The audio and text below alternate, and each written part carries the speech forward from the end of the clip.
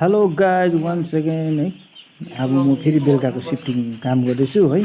अब यो चल्लाहरू जति छ यो सबै अब एक दुई दिनको लागि चाहिँ हामीले चाहिँ जुन प्याकिङ भएर आएको हुन्छ चल्ला जुन बक्समा है त्यसमै हाल्नुपर्ने हुन्छ 2-3 दिन।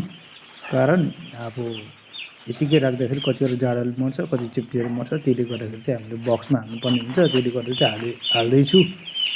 अनि त्यसले गर्दा चाहिँ अब यहाँ मेरो साराको छोरा पनि आएर चाहिँ मलाई सपोर्ट गरिरहेको छ है। बेलुका हाल्ने काम सुरु भयो है।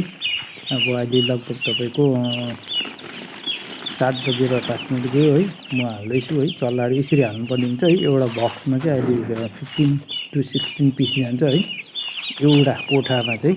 अनि त्यसले गर्दाखेरि चाहिँ अब अहिले हालिरहेको छु।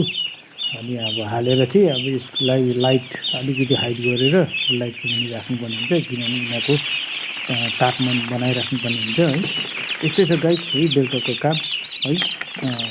पोल्ट्री पाल्नु पनि त्यसै सजिलो छैन है। धेरै कुरो याद गर्नुपर्छ। अब सानो सानो छ यिनीहरूलाई पुरा केयर गर्नुपर्ने हुन्छ है। लगभग 14 to 15 डेज चाहिँ एकदम केयर गर्नुपर्ने हुन्छ है। अनि जसले पनि अब गर्नु चाहनुहुन्छ भने चाहिँ एकदमै केयरली काम गर्नु होला, किनभने धेरै इन्भेस्ट भएको हुन्छ पैसा है। त्यसले गर्दा डुब्न सक्छ। यसरी नै हो हामी चल्ला चाहिँ बेलुका भएपछि चाहिँ अहिले सानो छ, त्यसले गर्दा चाहिँ हामी सिफ्टिङ गर्दैछौँ डब्बामा है, बक्समा है। अब बक्समा सिफ्ट गरेपछि चाहिँ अब मुनि राख्नु पऱ्यो, माथिबाट लाइट लगाइदिनुपर्छ। उनीहरूलाई तापमान भयो चाहिँ यो कागजले छोपेर राख्यो भने उनीहरूको शरीरको हिट बराबर रहनेछ भनेर चाहिँ हामी सधैँ यसरी राख्ने गर्छौँ है।